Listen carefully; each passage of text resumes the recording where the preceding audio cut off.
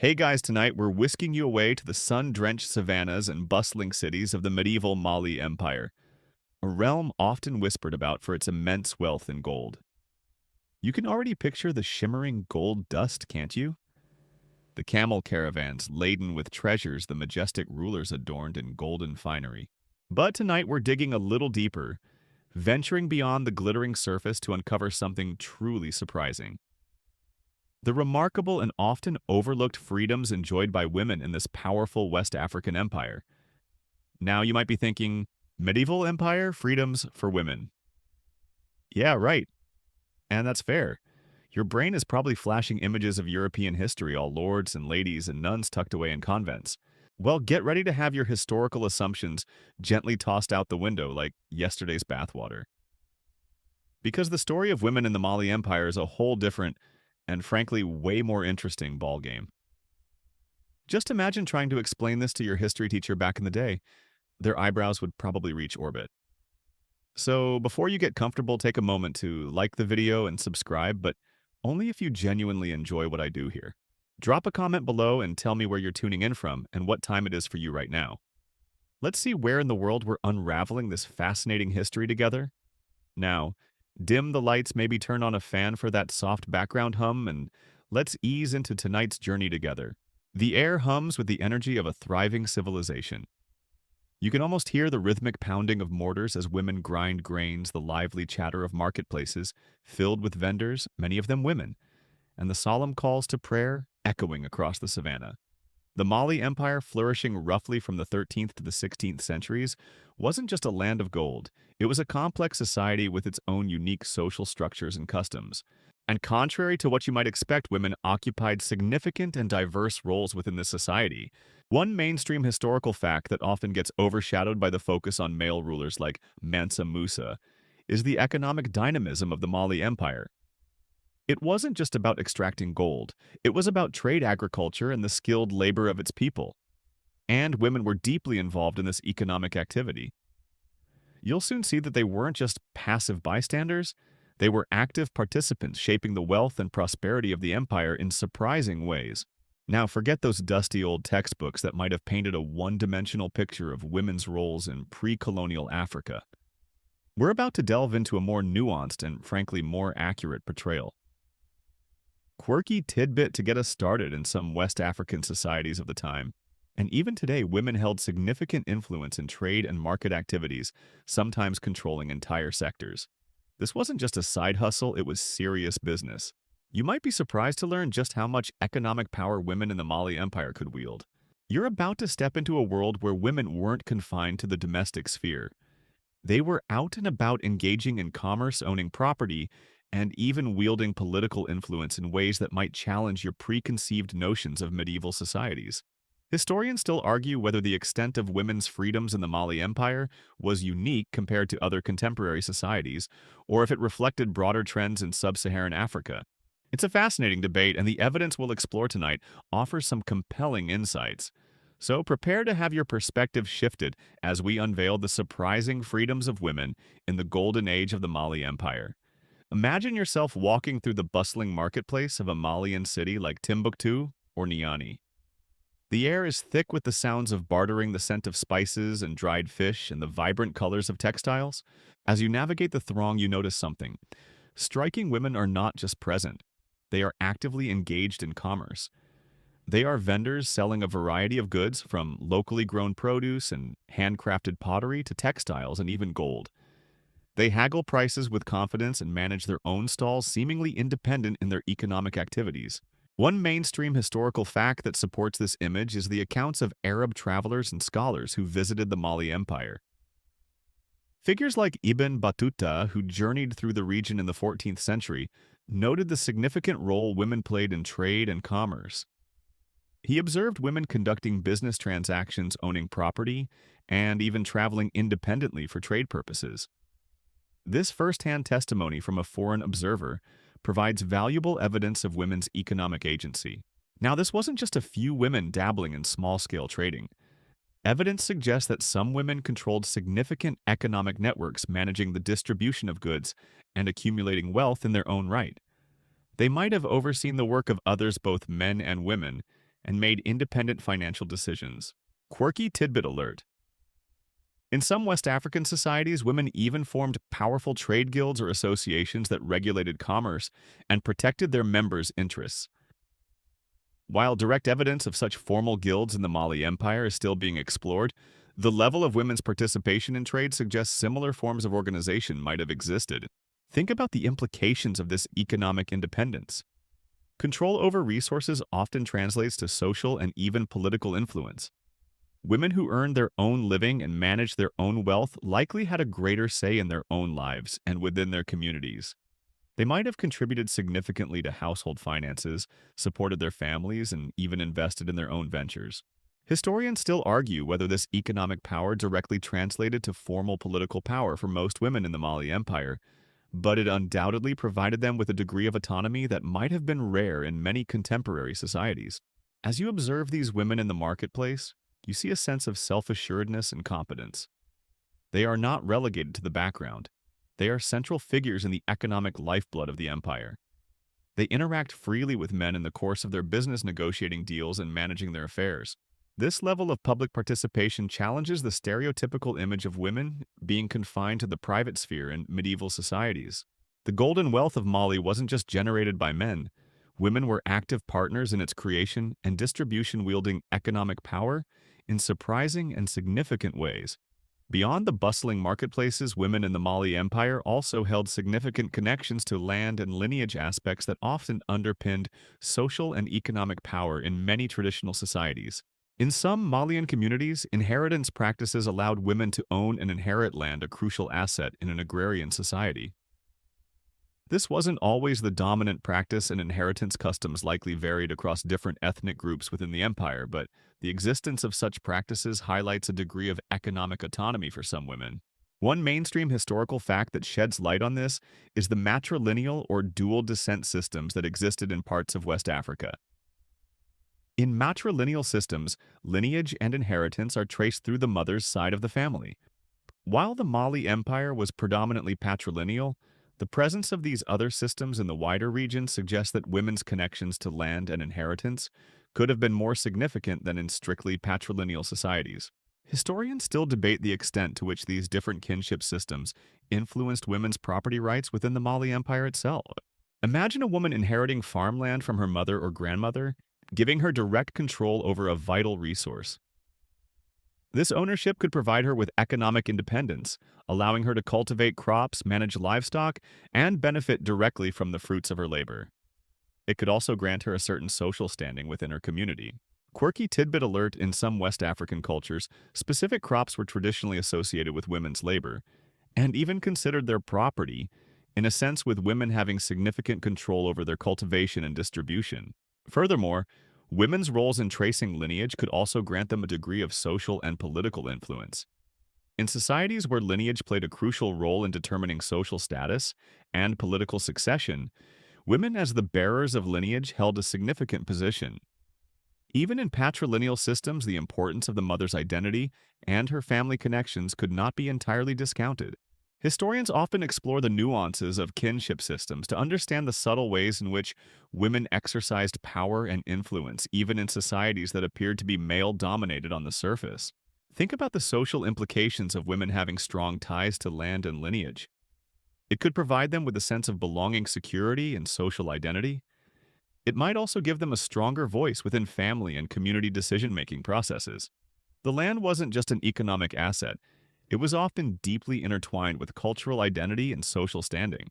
For women in the Mali Empire who had these connections, their position within society was likely more secure and influential than one might initially assume. Their roots ran deep into the very soil of the empire, granting them a stake in its prosperity and continuity. The Mali Empire was a crossroads of cultures and beliefs, with indigenous African spiritual traditions coexisting and sometimes blending with the expanding influence of Islam. Within this diverse religious landscape, women played various roles, often holding positions of spiritual authority and influence. While the formal religious hierarchy might have been predominantly male, women were often keepers of traditions, participants in rituals, and even held roles as priestesses or diviners in local belief systems. One mainstream historical fact is the gradual spread of Islam throughout West Africa, including the Mali Empire. While the ruling elites often adopted Islam, indigenous beliefs and practices continued to hold sway, particularly in rural areas and within certain communities. Women often played a crucial role in maintaining and transmitting these traditional beliefs and rituals, acting as custodians of cultural heritage. Historians still argue about the extent to which the adoption of Islam altered women's religious roles and their overall social standing within the Mali Empire. Imagine a woman deeply knowledgeable in the local spiritual traditions, leading ceremonies, interpreting omens, or providing guidance to her community based on ancestral wisdom. These roles could grant her significant social respect and influence, even if she didn't hold a formal position within the Islamic hierarchy. Quirky tidbit alert: in some African cultures, specific deities or spirits were considered to be particularly connected to women, and women often served as their primary intermediaries. While the specific deities of the pre-Islamic Mali Empire are not always well documented, it's plausible that similar connections existed. Furthermore, even within the context of Islam, women were not necessarily passive recipients of religious doctrine. They participated in religious life, observed rituals, and transmitted religious knowledge within their families and communities. While they might not have held positions as imams or judges in the early periods, their role in shaping the religious and moral fabric of society was likely significant. Historians are increasingly exploring the diverse ways in which women have engaged with Islam throughout history beyond simply adhering to prescribed roles. Think about the power inherent in spiritual influence. Those who are seen as having a connection to the divine or the ancestral realm often wield considerable social authority. For women in the Mali Empire who held such roles, their voices would have carried weight within their communities, shaping beliefs, practices, and social norms. Their spiritual influence provided them with a sphere of power that existed alongside the more formal political structures of the empire. The diverse religious landscape of Mali offered women avenues for spiritual leadership and influence, allowing them to play crucial roles in shaping the moral and cultural identity of their communities. At the apex of Malian society stood the royal family, and within this elite circle, women, particularly queens and royal mothers, often wielded considerable authority and influence. While the emperor or Mansa held ultimate power, royal women were not mere ornaments. They could play significant roles in political affairs, sometimes acting as advisors, regents, or even wielding power in their own right during periods of transition or the minority of a ruler. One mainstream historical fact that illustrates this is the importance of the Queen Mother in many African kingdoms. Often seen as a vital link to the royal lineage and a figure of great respect, the Queen Mother could exert significant influence over the ruler and the court. While the specific title and role might have varied in the Mali Empire, the principle of powerful royal women advising and influencing rulers was likely present. Historians often examine the genealogies and oral traditions of these kingdoms to uncover the extent of royal women's power. Imagine a queen mother, wise and experienced, offering counsel to her son, the Mansa, on matters of state. Her connections to other powerful families and her deep understanding of court dynamics could make her an invaluable advisor. In some instances, royal women might have even acted as regents, ruling in their own name until a male heir came of age. Quirky tidbit alert. In some African societies, royal women held specific ceremonial or ritual roles that underscored their spiritual authority and their connection to the land and the well-being of the kingdom. These roles could translate into significant political leverage. Furthermore, royal women often controlled significant resources and had their own networks of patronage. They might have managed large estates, overseen the affairs of certain regions, or commanded their own loyal followers. This economic and social power provided them with a platform to influence political decisions and to act as power brokers within the court. Historians are increasingly recognizing the agency of royal women in shaping the political landscapes of pre-colonial African empires. Think about the strategic marriages that were common in royal families to forge alliances and consolidate power. Royal women were often central to these political unions, and their status and connections could significantly impact the stability and prosperity of the empire. They weren't just pawns in dynastic games, they were active participants whose influence extended far beyond the domestic sphere. The authority wielded by queens and royal mothers in the Mali Empire challenges the notion of absolute male dominance in medieval politics, revealing a more complex and nuanced distribution of power within the ruling elite. Delving deeper into the social fabric of the Mali Empire, evidence suggests that women also possessed a degree of legal standing and could participate in the legal system. While the formal judiciary might have been primarily composed of men, accounts indicate that women could bring legal cases, testify in court, and even own property independently, which would have necessitated the ability to engage with legal processes. This suggests that women were recognized as legal entities with certain rights and responsibilities within Malian society. One mainstream historical fact that supports this is the Islamic legal tradition Sharia, which was adopted in some urban centers of the Mali Empire, particularly under rulers like Mansa Musa. While interpretations and applications of Sharia could vary, it generally recognized women's rights to own property, inherit wealth, and enter into contracts. This legal framework, even if not universally applied, provided a basis for women's legal agency in at least some parts of the empire. Historians continue to study the extent to which Islamic law was integrated with existing customary laws in the Mali Empire and its impact on women's legal rights. Imagine a woman bringing a dispute over property ownership before a Malian court, or testifying as a witness in a legal proceeding. Her ability to do so suggests that her voice and her legal claims were taken seriously within the community.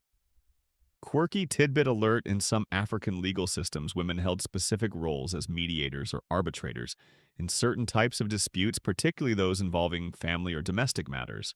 While direct evidence of this in the Mali Empire is still emerging, it highlights the potential for women's involvement in dispute resolution beyond formal court settings. Furthermore, the very fact that women could own and inherit property independently implies a degree of legal recognition of their economic rights.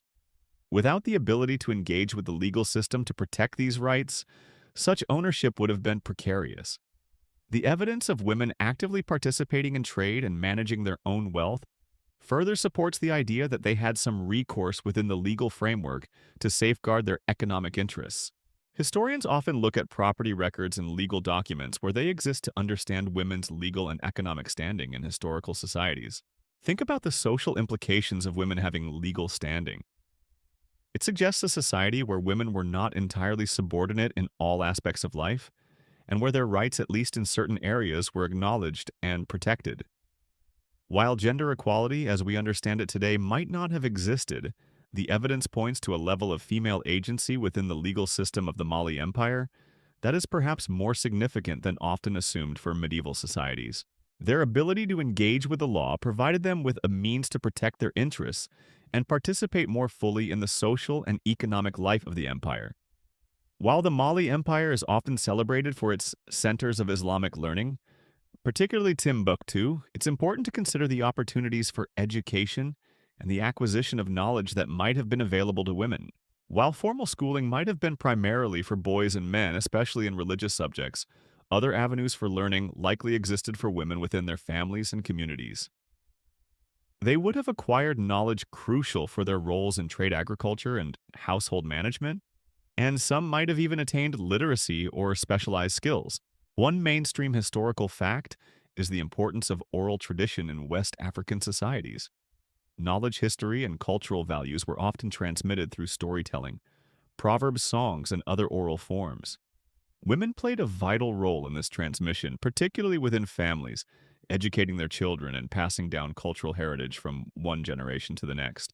Historians increasingly recognize the significance of oral sources in understanding the past, especially in societies where written records are scarce or incomplete. Imagine a grandmother passing down stories and wisdom to her granddaughters, teaching them about their family history, social customs, and practical skills. This informal education would have been crucial for women's integration into society and their ability to fulfill their various roles. Quirky tidbit alert: in some West African cultures, women were the primary keepers of specific historical narratives or ritual knowledge, granting them a unique form of intellectual authority within their communities. Furthermore, women actively involved in trade would have acquired practical knowledge of commerce, including numeracy, negotiation skills, and an understanding of different markets and goods. Those involved in crafts would have learned specialized skills through apprenticeships or within family workshops. While this might not have been formal literacy in the Arabic script, it represented a valuable form of education essential for their economic activities. Historians are exploring the diverse forms of literacy and knowledge acquisition that existed in pre-colonial African societies beyond the traditional focus on written texts. Think about the implications of women having access to different forms of knowledge. It would have empowered them in their respective roles, whether as traders, farmers, artisans, or mothers. It would have also contributed to the overall intellectual and cultural richness of the Mali Empire. While the formal centers of learning might have been male-dominated, the informal networks of knowledge transmission in which women played a central part were crucial for the functioning and continuity of Malian society. Their education, though perhaps less formally recognized, was essential to the empire's social and economic well-being. The Mali Empire was renowned for its rich artistic traditions, encompassing various forms of expression from intricate metalwork and wood carvings to vibrant textiles and storytelling. Women played significant, though often underappreciated roles as both creators and patrons of these artistic endeavors. They were likely involved in the production of textiles, pottery, and other crafts, contributing their skills and aesthetic sensibilities to the empire's cultural output. One mainstream historical fact is the importance of textiles in West African societies, often serving not just as clothing, but also as forms of social and political expression. Women were frequently the primary weavers and dyers, possessing specialized knowledge of materials, techniques, and symbolic patterns. The intricate designs and vibrant colors of Malian textiles likely owed much to the skill and artistry of women. Historians are increasingly studying the social and cultural significance of textiles in African history, recognizing them as important forms of visual communication. Imagine a group of women working together, their hands moving deftly as they weave intricate patterns into cloth, each design carrying cultural meaning or signifying social status. Their artistry not only produced beautiful and functional items, but also contributed to the visual identity of the Mali Empire. Quirky tidbit alert: in some West African weaving traditions, specific patterns or motifs were exclusively created or worn by women, signifying their unique roles or life stages within the community. While direct evidence of such gendered patterns in Malian textiles is still being researched, the possibility is intriguing. Furthermore, women as patrons of the arts would have influenced artistic trends and supported the work of other artisans. Their appreciation for beauty and their role in commissioning artistic works for their households or for ceremonial purposes would have shaped the demand for and the development of various art forms. Historians are increasingly exploring the role of women as consumers and patrons of the arts in different historical contexts. Think about the cultural impact of women's involvement in the arts. Their creativity and skill enriched the aesthetic landscape of the Mali Empire, contributing to its unique cultural identity. Whether as producers of intricate textiles or as influential patrons, women were integral to the empire's artistic vibrancy.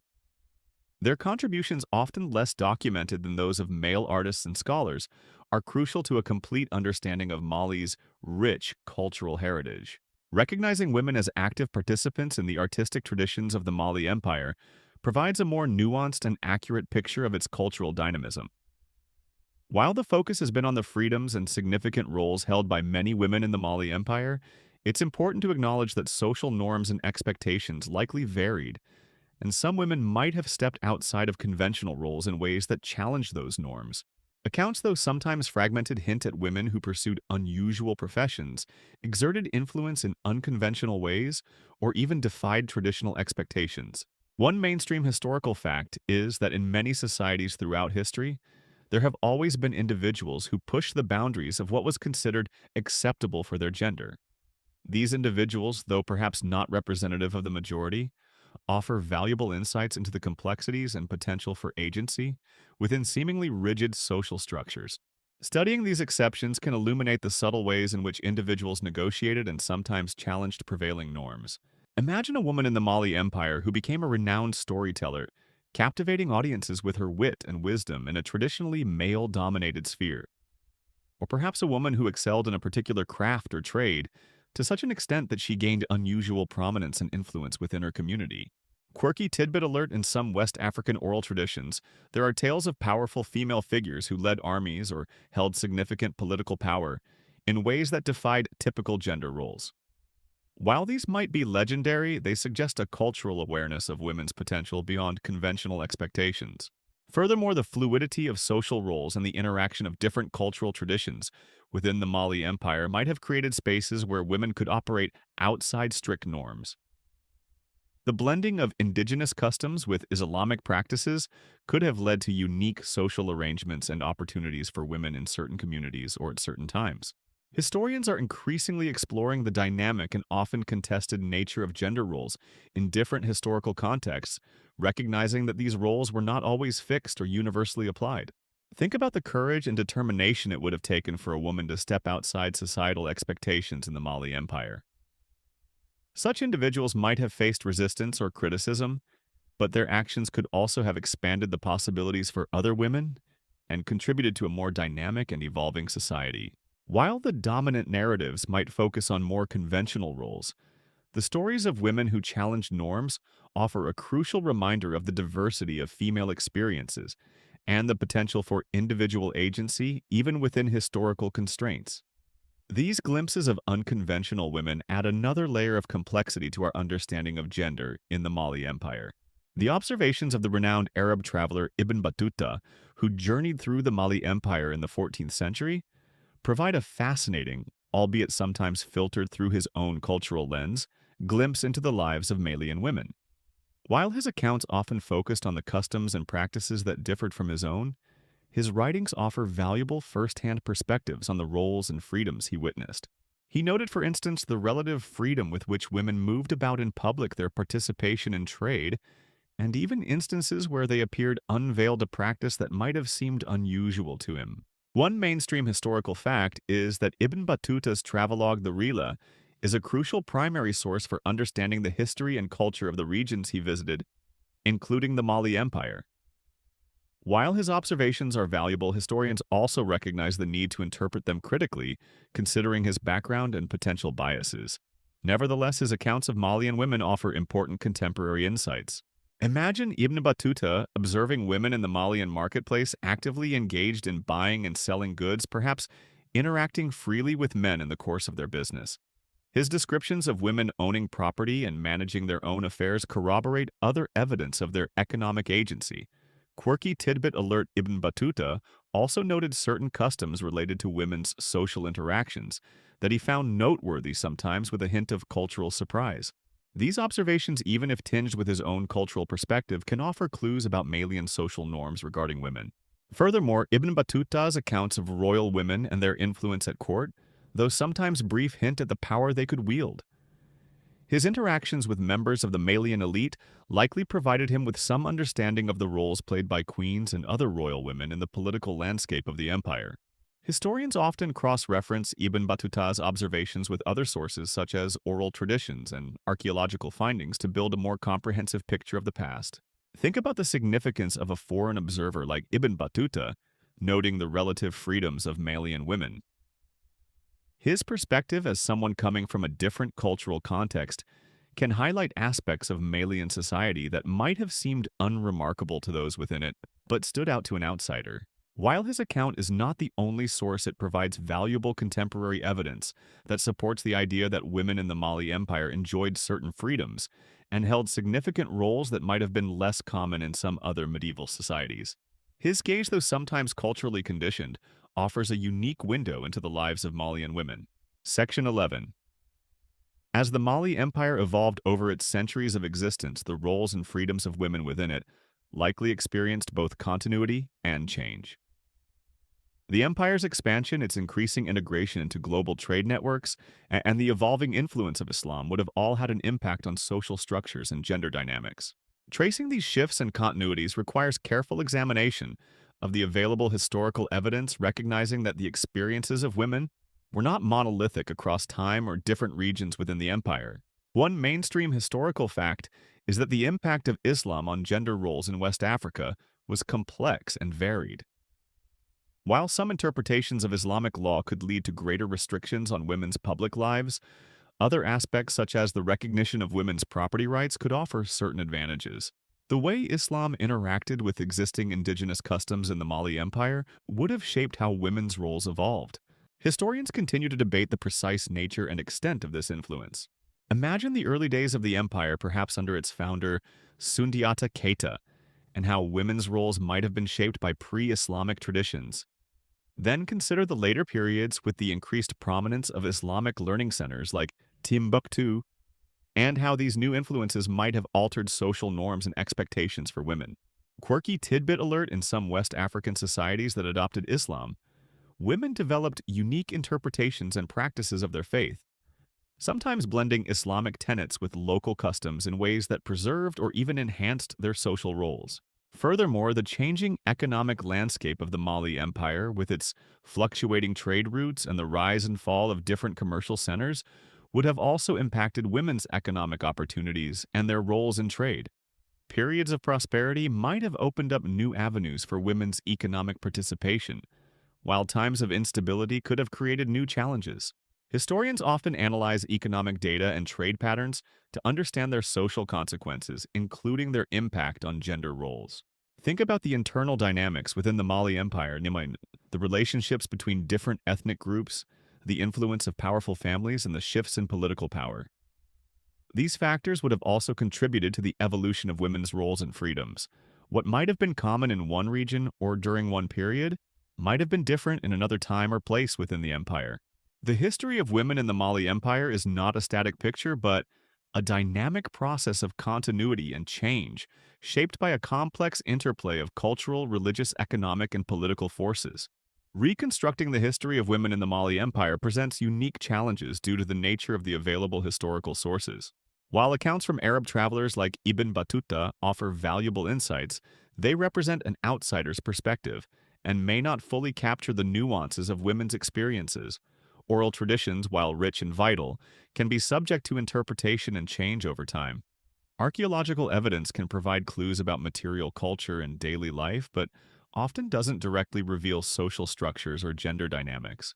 Piecing together a comprehensive picture of women's lives requires a careful and critical examination of all these sources, acknowledging their limitations and potential biases. One mainstream historical fact is the relative scarcity of written sources produced within the Mali Empire itself, particularly those focusing on social history and the lives of ordinary people, including women.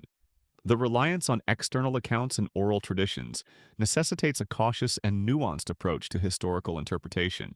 Historians often employ interdisciplinary methods, combining textual analysis with archaeological findings and anthropological insights to overcome these challenges. Imagine trying to understand the daily lives and perspectives of women centuries ago, based primarily on accounts written by men from different cultures.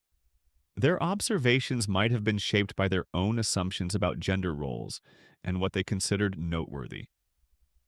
Quirky tidbit alert: in some West African cultures, women had their own forms of communication and knowledge transmission that were not always accessible to or recorded by men. These hidden histories present a challenge, but also an opportunity for researchers to uncover more complete narratives. Furthermore, oral traditions, while offering invaluable perspectives from within Malian society, can evolve over time as they are passed down through generations. Remembering the specific details about women's roles and experiences centuries ago can be difficult. Archaeological findings, such as the types of tools women used or the layout of their dwellings, can offer indirect clues but require careful interpretation in relation to social and gender dynamics. Historians are increasingly engaging with descendant communities and incorporating their perspectives into the research process to enrich our understanding of the past. Think about the silences and gaps in the historical record. What aspects of women's lives might have gone unrecorded or been deemed unimportant by the chroniclers of the time? What biases might have shaped the way women were portrayed, if at all? Unveiling the surprising freedoms of women in the Mali Empire requires not just looking at what was written, but also critically considering what might have been left out, and actively seeking alternative sources and interpretations to amplify the lost voices of the past. Despite the challenges of reconstructing women's history in the Mali Empire, the evidence we have explored offers valuable lessons for understanding women's roles in pre-colonial African societies and beyond. It highlights the diversity of female experiences and the ways in which women could exercise agency and influence in various spheres of life: economic, social, religious, and even political, even within hierarchical social structures. The case of the Mali Empire serves as a reminder that historical narratives that focus solely on male figures and Western experiences can obscure the significant contributions and diverse realities of women in other parts of the world. One mainstream historical fact that this study underscores is the importance of avoiding generalizations about women's roles in pre-modern societies. The experiences of women varied greatly depending on their social status, their cultural context, and the specific historical period in which they lived. The Mali Empire provides a compelling example of a medieval society where women held more freedoms and played more prominent roles than often assumed for such periods. Historians are increasingly emphasizing the need for region-specific and nuanced analyses of gender in the past. Imagine the impact of recognizing the economic power wielded by Malian women on our understanding of African economic history. It challenges the notion that pre-colonial African economies were solely driven by male activities and highlights the crucial contributions of women to trade and production. Quirky tidbit alert. In some African societies, women controlled specific trade routes or commodities, wielding significant economic leverage. The evidence from the Mali Empire suggests similar patterns might have existed there. Furthermore, the evidence of women's involvement in religious life, their connections to land and lineage, and the influence of royal women challenges simplistic narratives of female subordination. It reveals the complex ways in which women navigated and at times shaped the social and political landscapes of their societies. The Mali Empire offers a valuable case study in understanding the multifaceted nature of power and influence extending beyond formal political structures. Think about the broader implications for how we understand women's history globally. By focusing on diverse examples like the Mali Empire, we can move beyond Eurocentric perspectives and develop a more inclusive and accurate understanding of women's experiences throughout history. It encourages us to look beyond traditional sources and to value oral traditions, archaeological findings, and other forms of evidence that can shed light on the lives and contributions of women in different cultural contexts. The surprising freedoms of women in the Mali Empire offer a powerful reminder of the richness and complexity of women's history across the African continent and the world. The narrative of women in the Mali Empire offers a crucial counterpoint to more traditional historical accounts that often marginalize or overlook the experiences and contributions of women in African history. By unveiling their surprising freedoms and significant roles, we gain a more complete and nuanced understanding of this powerful medieval empire. It highlights the need to challenge existing stereotypes and to actively seek out and amplify the voices and experiences of women from diverse historical and cultural contexts. One mainstream historical fact that this exploration reinforces is the richness and complexity of African history before European colonization. The Mali Empire, with its sophisticated social structures, its thriving economy, and the significant roles played by women, stands as a testament to the vibrant and dynamic nature of pre-colonial African societies. Recognizing the agency and influence of women within this context is essential for a more accurate and respectful understanding of the African past. Imagine the impact of this more inclusive historical understanding on education and public perception. By learning about the powerful women of the Mali Empire, the traders, the landowners, the spiritual leaders, the royal advisors, we can challenge narrow stereotypes and foster a greater appreciation for the diversity of human experience. Quirky tidbit alert: some West African oral traditions feature powerful female founders of cities or lineages, highlighting the enduring memory of women's leadership. Furthermore, understanding the freedoms enjoyed by some women in the Mali Empire can offer valuable insights into the social and cultural factors that can contribute to greater gender equity. While the Mali Empire was not a perfect society, the evidence suggests that certain aspects of its social organization and cultural values allowed women to exercise significant agency in various spheres of life. Studying these factors can provide a historical perspective on contemporary discussions about gender roles and women's empowerment. Think about the importance of continuing to research and explore the history of women in Africa. There are countless stories still waiting to be uncovered, voices waiting to be heard. By challenging existing narratives and seeking out new sources of evidence, we can continue to build a more comprehensive and accurate understanding of the past, one that recognizes the vital contributions of women in all their diversity. The story of unveiling the surprising freedoms of women in the Mali Empire is not just about correcting historical oversights. It's about enriching our understanding of human potential and the diverse ways in which societies have organized themselves throughout history. Section 15. As our journey through the fascinating world of the Mali Empire draws to a close, you carry with you a new appreciation for the diverse roles and surprising freedoms held by its women. The shimmering gold that often dominates the historical narrative now shares the stage with the vibrant lives and significant contributions of women who actively shaped the empire's economic, social, and cultural landscape. This exploration reminds us that history is rarely a simple one-dimensional story, and that by looking beyond conventional narratives, we can uncover richer and more nuanced understandings of the past. One mainstream historical fact that resonates as we conclude is the interconnectedness of human experience. The ways in which societies organize themselves, including the roles and freedoms afforded to women, are shaped by a complex interplay of cultural traditions, religious beliefs, economic systems, and political structures. Studying the Mali Empire offers a valuable case study in how these factors can converge to create social arrangements that might challenge our preconceived notions. Imagine the lasting impact of recognizing the agency and influence of women in empires like Mali. It contributes to a more inclusive and accurate understanding of world history, one that acknowledges the vital roles played by women across different cultures and time periods. Quirky tidbit to carry with you: in some West African cultures, the wisdom and perspectives of elderly women were highly valued, granting them significant social authority. Furthermore, the story of women in the Mali Empire encourages us to question our own assumptions about gender roles and to consider the diverse ways in which societies have defined and experienced gender throughout history. It highlights the importance of seeking out marginalized voices and challenging dominant narratives to achieve a more complete and equitable understanding of the past. As you settle in for the night, let the surprising freedoms of the women of the Mali Empire linger in your thoughts. Reflect on their economic power, their connections to land, and lineage, their spiritual influence, and the authority wielded by royal women. Remember that even in a medieval empire, women could and did exercise significant agency in various aspects of life. Sleep now with a broader and more nuanced understanding of history, and may your dreams be filled with the untold stories and surprising strengths of women across the ages. End of script. Sweet dreams.